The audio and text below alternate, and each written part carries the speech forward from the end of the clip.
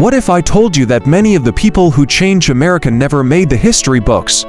Today, we're uncovering the hidden heroes of the 20th century civil rights movement, 20 figures you probably don't know, but absolutely should. Hey everyone, I'm Shadowed Past. In this video, you'll meet 20 lesser-known civil rights leaders, organizers, and everyday heroes whose work reshaped schools, voting rights, labor conditions, and entire communities. By the end, you'll have new names to research, powerful stories to share, and clear ways to apply their tactics today. Stick around, some of these stories will genuinely surprise you. Section 1: The organizers behind the scenes. Person 1. Ella Baker, the architect of grassroots power. While mainstream textbooks focus on charismatic male leaders, Ella Baker was quietly building the infrastructure that made the movement possible. For over 50 years, she organized communities across the South, mentored the Student Nonviolent Coordinating Committee, and championed a radical idea that leadership should come from ordinary people, not celebrity figureheads. She believed in group-centered leadership rather than the leader-centered model that dominated civil rights organizations. Her philosophy was simple but revolutionary: power is built from the bottom up, not handed down from above. Baker's approach created sustainable movements that outlasted any single personality. How can you apply that principle in your own community organizing today? Quick question: who taught you about activism? Drop a name in the comments right now. Person 2. Bayard Rustin, the strategic genius hidden in plain sight. Bayard Rustin was the mastermind behind the 1963 March on Washington, orchestrating logistics for over 250,000 people with military precision. Yet his name rarely appears in history books. Why? His sexuality and socialist politics made him a liability in the eyes of movement leaders who feared conservative backlash. Rustin pioneered nonviolent resistance training in America, studied Gandhi's methods firsthand, and built coalitions across racial and economic lines. He proved that behind every great movement is someone who understands that strategy matters as much as passion, and logistics matter as much as vision. His life teaches us that the most influential voices are sometimes deliberately silenced, but their impact echoes anyway. Now that you know about the strategists, let's move to the legal fighters who dismantled Jim Crow in courtrooms. Section 2. The lawyers and legal minds. Person 3. Pauli Murray, the intersectional pioneer before the word existed. Pauli Murray was a lawyer, poet, priest, and theorist whose ideas shaped both civil rights and feminist legal thought. In the 1940s, decades before Kimbrel Crenshaw coined the term intersectionality, Murray was writing about how race and gender discrimination were interconnected systems. She coined the term Jane Crow to describe how black women faced compounded oppression. Her legal arguments influenced Thurgood Marshall's strategy in Brown v. Board of Education and Ruth Bader Ginsburg's gender discrimination cases. Murray lived openly as gender nonconforming in an era of rigid categories, refusing to be boxed in by society's limitations. Promise yourself this. Read one of her essays this month. Her ideas are still ahead of our time. Person 4. Fred Gray, the quiet attorney who changed Alabama. While national figures grabbed headlines, Fred Gray was filing the lawsuits that actually desegregated Alabama. He represented Rosa Parks, defended Dr. King, and led the legal challenge that ended bus segregation in Montgomery. Gray also represented victims of the Tuskegee syphilis study, one of America's most horrific medical injustices. His lesson is profound. Local lawyers practicing in small-town courtrooms can change national law. You don't need a Supreme Court appointment to reshape America. You need dedication, skill, and the courage to represent unpopular clients when it matters most. Did you know Pauli Murray argued against both racial and gender discrimination decades before mainstream recognition? That's absolutely a rewind-worthy fact. From courtrooms to picket lines, let's meet the labor organizers who understood that economic justice and civil rights were inseparable. Section 3. Labor and economic justice advocates. Person 5. Philip Randolph, the labor leader who pressured presidents. Philip Randolph spent decades organizing black railroad workers into the Brotherhood of Sleeping Car Porters, the first major black labor union. But his vision extended far beyond union halls. He threatened to lead a massive march on Washington in 1941, forcing FDR to desegregate defense industries. He pressured Truman to desegregate the military.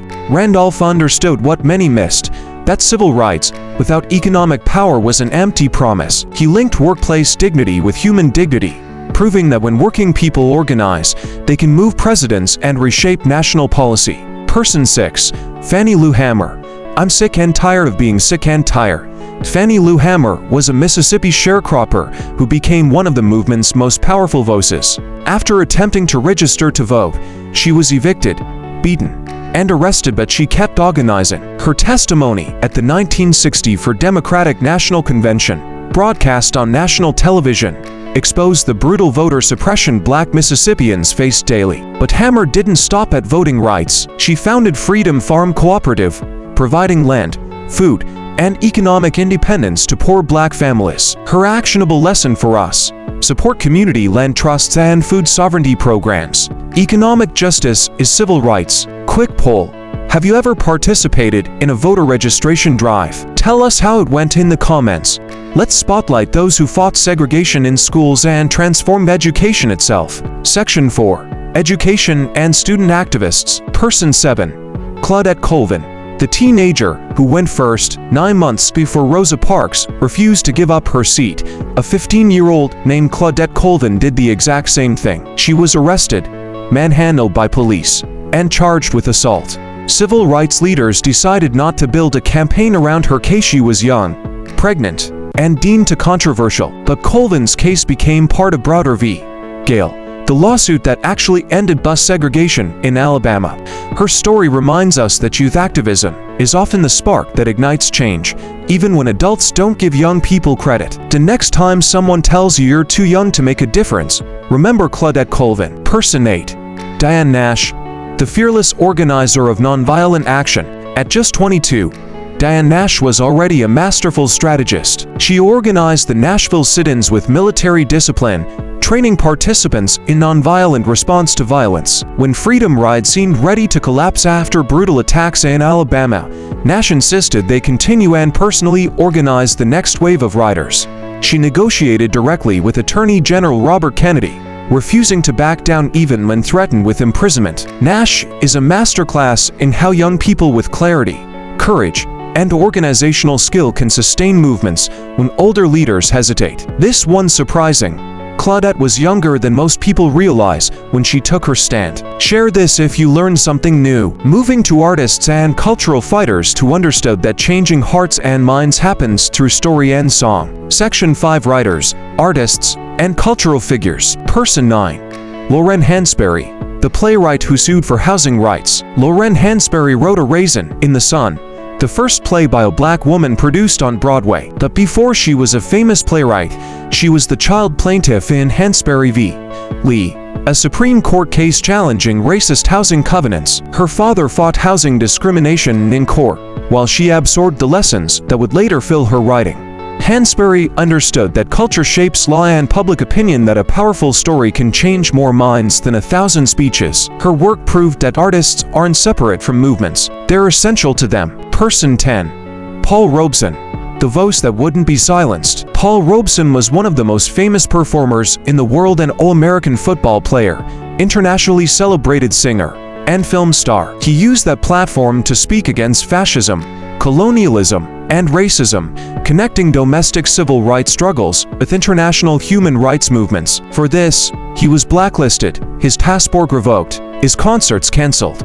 The government tried to erase him from history, but his message survived, that Black freedom is connected to freedom movements worldwide, and that artists have a responsibility to speak truth even when it costs them everything. Section 6.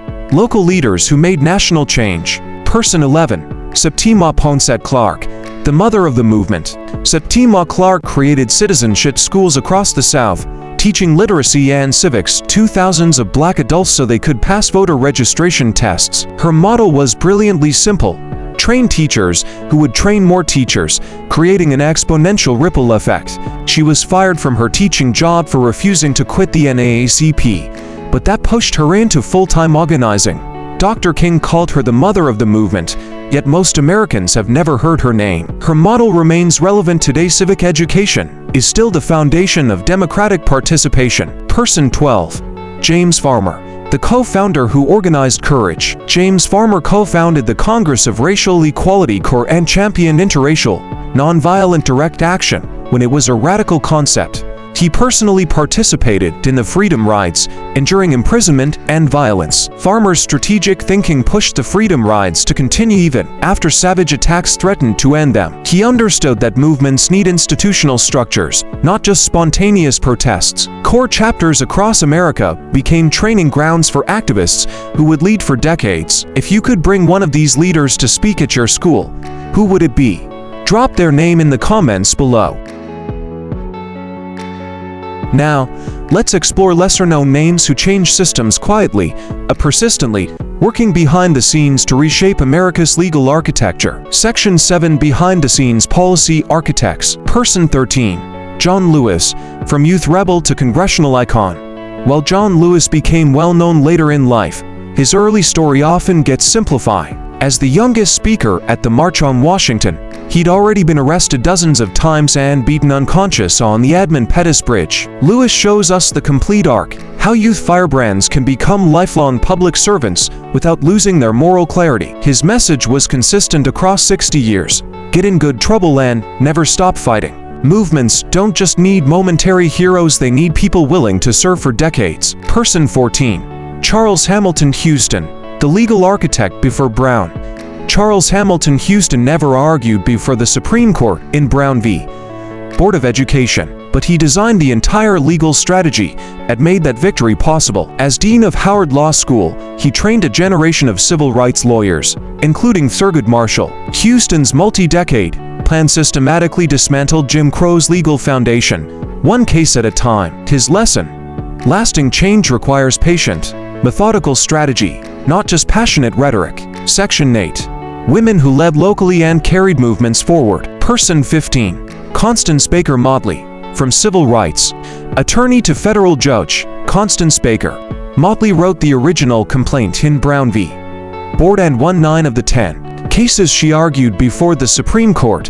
She represented James Meredith when he integrated the University of Mississippi and defended freedom riders across the South. Later, she became the first black woman appointed as a federal judge. Motley's career proves that expanding who has access to legal power fundamentally changes which laws get enforced and how justice is administered. Person 16.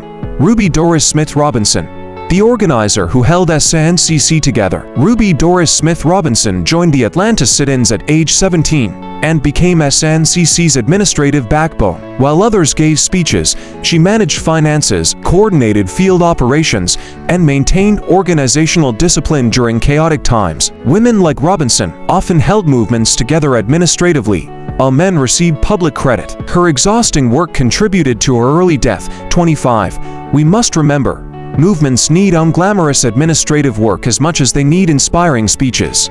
Surprising stat: many women in the movement didn't receive official credit for decades. If you think leaders should be credited equally regardless of gender, type yes in the comments. Next, activists who focused on the intersections mainstream movements often ignored, showing that liberation must include everyone. Section 9. Intersectional and LGBTQ advocates. Person 17. Sylvia Rivera and Marsha P. Johnson, connecting struggles across identities. While the civil rights movement focused on race and later decades saw gay liberation emerge, Sylvia Rivera and Marsha P. Johnson, both transgender women of color, understood that liberation movements must be intersectional. They were present as Stonewall, founded Street Transvestite Action Revolutionaries Star, and fought for the most marginalized, homeless LGBTQ youth, sex workers, and people excluded from mainstream advocacy. Their lesson echoes through today's movements. If your activism doesn't include the most vulnerable, it's incomplete. Person 18. Pauli Murray's full legacy. Living at the intersections. Returning to Pauli Murray, we must understand her complete identity. Murray lived as gender nonconforming, used male pronouns at times, and modern scholars consider Murray transgender or non-binary. By today's understanding, Murray's legal scholarship, poetry, and activism all emerge from refusing to accept society's categories. When we talk about civil rights comprehensively, we must include all identities and recognize that some people embody multiple struggles simultaneously. Section 10. Unsung community builders. Person 19. The local NAACP leaders. Names we'll never know. In every southern town, local NAACP chapter presidents, school teachers, ministers, and small business owners risked everything to enforce court rulings and protect activists. People like Amzie Moore in Mississippi, C.K. Steele in Tallahassee, and countless others whose names appear only in local archives. They housed freedom riders, organized meetings in their churches, bailed activists out of jail, and faced economic retaliation and violence. National movements only succeed because of local infrastructure built by people whose names we'll never know. Person 20. The everyday organizers. The movement's true foundation. Finally, we must honor the people who never got names in any archive. The women who cooked meals for mass meetings, the drivers who provided transportation when boycotts meant walking miles, the mothers who bailed out arrested teenagers, the neighbors who kept watch for Klan attacks, the beauticians and barbers whose shops became organizing spaces. If you think only big names matter, these stories should change your mind completely. Movements aren't built by heroes, they're built by communities of ordinary people doing extraordinary things together. Which figure surprised you the most? Comment the name and why. If you want a deep dive on any of these people, type deep dive, name, and I'll make that video. Share one local hero from your town so we can build a community archive in the comments. If you learned something new today, hit that like button and subscribe. This helps get these forgotten stories to more people who need to hear them. Want to follow up? I'll create a video diving deep into 5 of these figures if this gets 1,000 likes. Also leave a comment with which person do you want me to explore next. Let's build this together. Thanks for watching. Next video, we'll spotlight forgotten women in civil rights and why their tactics still matter for today's movements. Don't forget to subscribe, ring that bell, and I'll see you in the next one. Stay curious and keep digging into history.